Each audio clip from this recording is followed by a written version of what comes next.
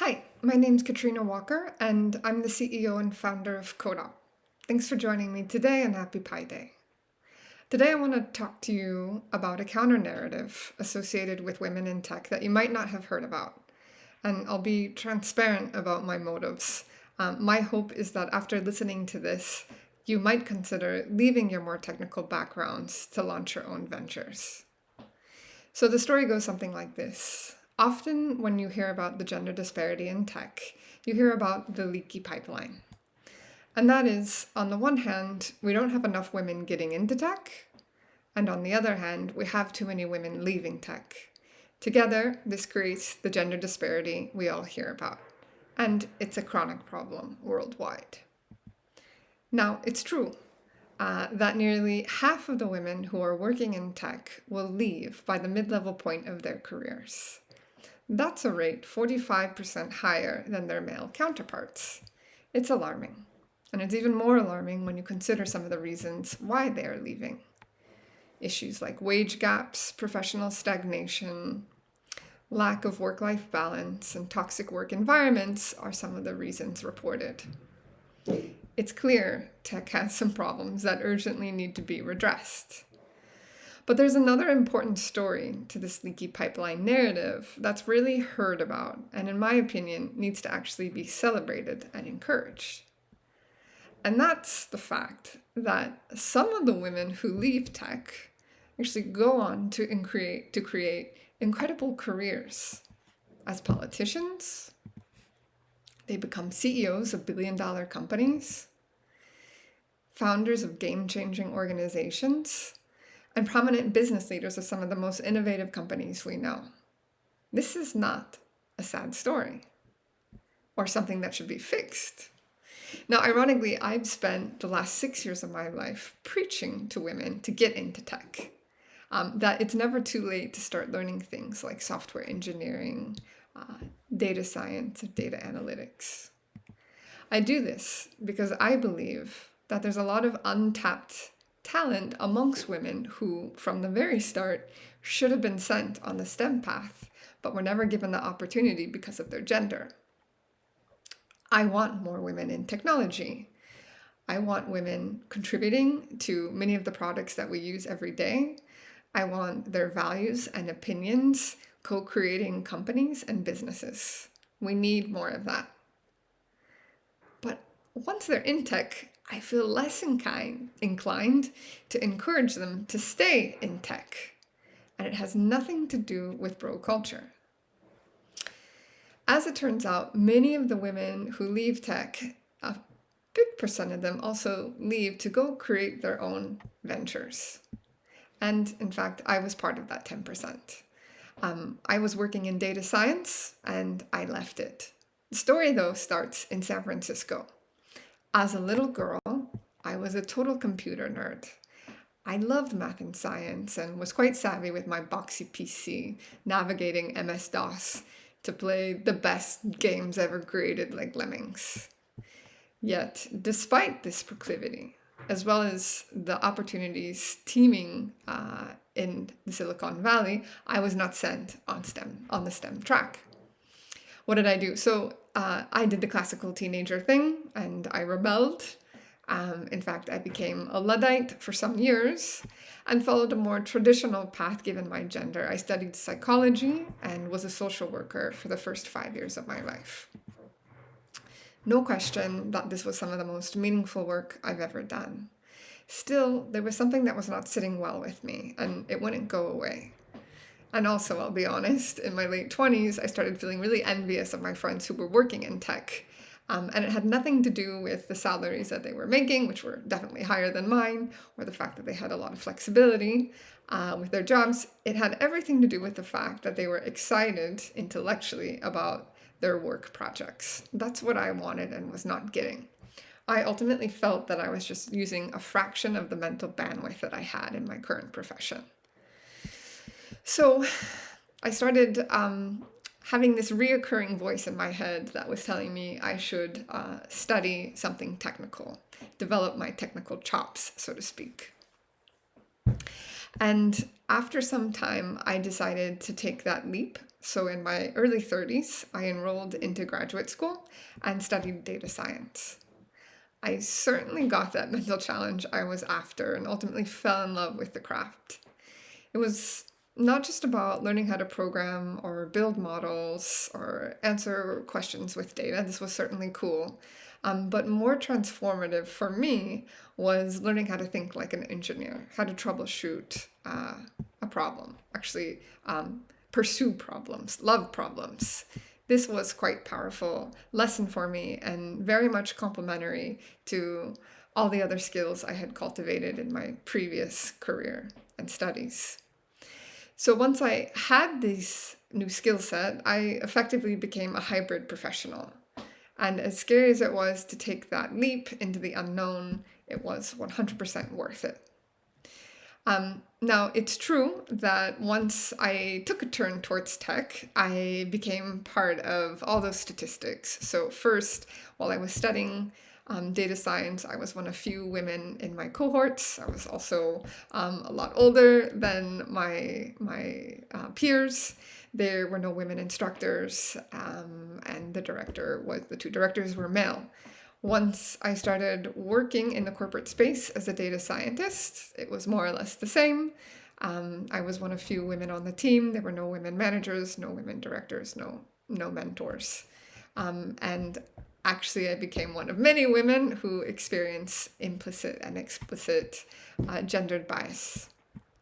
Now, how did I handle it? I think ultimately what I did was turn this experience into a generative force in at least two clear ways, both related to education. So first, I turned all those experiences into a parody to educate folks about it. And in fact, I want to share with you this parody today. So guys, listen, yesterday my boyfriend accused me of mansplaining. What does that mean? Well, mansplaining is when a man... No, mansplaining is when a woman has to explain something to a man that he already knows. Okay, I see. Well, he was really complaining about nothing. The guy does that all the time. So sensitive, honestly.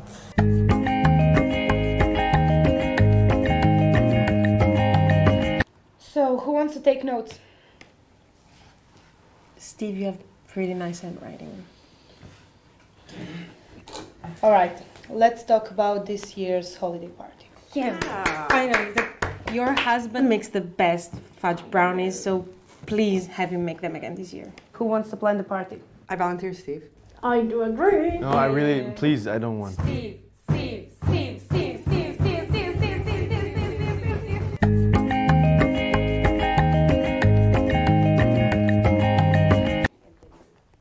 It's a little cold in here. Do you think we could turn off the AC?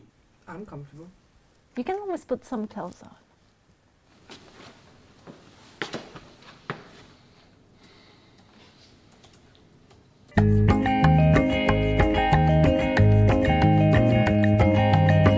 Okay, ladies, so one of the challenges we're facing right now is how to manage state effectively. Have we considered implementing event sourcing into our new architecture? What about moving the logic to another service? I have an idea. What about building event sourcing into our new architecture? That's a great suggestion. I'm going to put you in charge of that.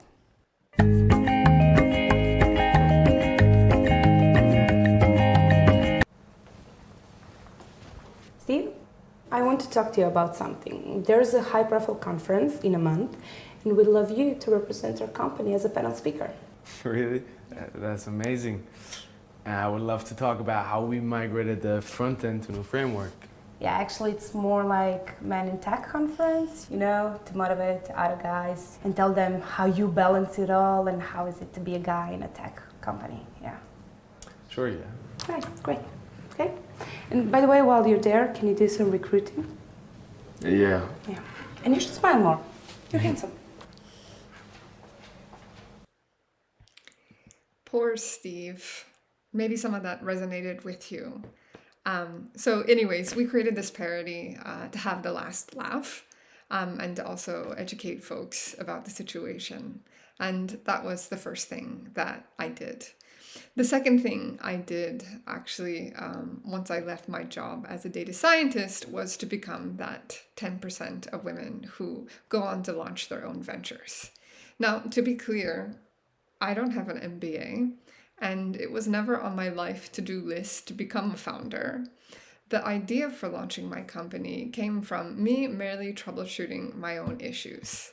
And that was, I wanted to create what I didn't have, namely a diverse community of mission-driven women who also love technology. That space was very hard for me to find. Now, when I decided to launch, I didn't launch CodeUp because I thought it would be easy. I knew it would be a challenge. And when you look at some of the statistics related to women startups and women founders, again, we see some troubling numbers. No, it's said that of the 10% of women who leave to go on to launch their own tech ventures, they go on to become part of a minority. In fact, women make up only 8% of the CEOs out there, and even fewer are CTOs. Probability is not on our side. There are still a lot of hoops to jump through, but in my case, it was all assuaged by the ethical imperative I felt to launch something, to create something that needed to exist. Now, CodeUp is an international tech school for women, trans, and non-binary people. We specialize in creating diverse technical talent. Now, here's the thing. There's a lot of code schools out there, but 99% of them are founded and led by men. Therefore, they implicitly appeal to men. So if you look at their student demographics, what you find is they're merely replicating the gender disparity we all see in tech. So when the idea for CodeUp came, it was nothing rocket science here. On the one hand, I wanted to take this high-impact educational model of a coding school, boot camps, but merge that with my values of having a more diverse and inclusive tech space. Now, from a business and marketing perspective, I thought it was pretty obvious that there was great opportunity out there because, again, so few were doing this. There were so little spaces really concentrated on inspiring women to pursue tech and to learn the skills that they needed. So we developed this proxy to actually articulate what kind of opportunity there was out there. And this is how it works, no? So in 2019, there were 26.4 million developers, 11% of whom were women. In 2030, it said there will be 45 million developers. And if we want to reach gender parity, it will mean that on top of what we've been doing, we'll need to train an additional 18 million women. No? So it was clear that there was a need for this, there was an opportunity, and the competition was next to nothing. Why would I not do this? So I went on 100%. Actually, I was working as a data scientist when I launched CodeUp. I put together the website. I had some friends help me flesh out a curriculum for their full stack development program. And with the bonus that I got while working as a data scientist, I put that into marketing. And within the first week, we actually received applications from women to do our program. Now, as I mentioned, there was not a lot of competition out there. And at the same time, there was a lot of opportunity. So we had this big vision. And I thought to really go after this big vision, why not become part of the less than 2% of women founders who go the venture capital route? And so that's what I did. And we closed a couple of rounds and raised a couple of million to do this. Now, I had no idea how to raise capital. I had no idea how to launch a company. Most of what I did or how I pursued it was the transferable skills I developed while working as a data scientist. And so here's another reason why, if you've been thinking about launching your own ventures, you should do it. You're fully capable because you've cultivated incredible skills that are transferable to launching and running a company. I believe that. Another interesting thing that happened, because there's like a million reasons why you should not do this, right? Probability is not on your side. It's difficult to raise money. But often my assumptions were debunked. So here's one example. Now, when I decided to raise capital for CodeUp, I had the assumption that our primary investor persona would be women VCs and investors. Well, what happened? In the end, 90% of our investors are men in their 40s who have daughters. And so this wasn't a war of genders. It was really putting something out there and aligning with people for whom your mission resonated with them. And so again, there's a lot of surprises to come when you give yourself, when you take those chances.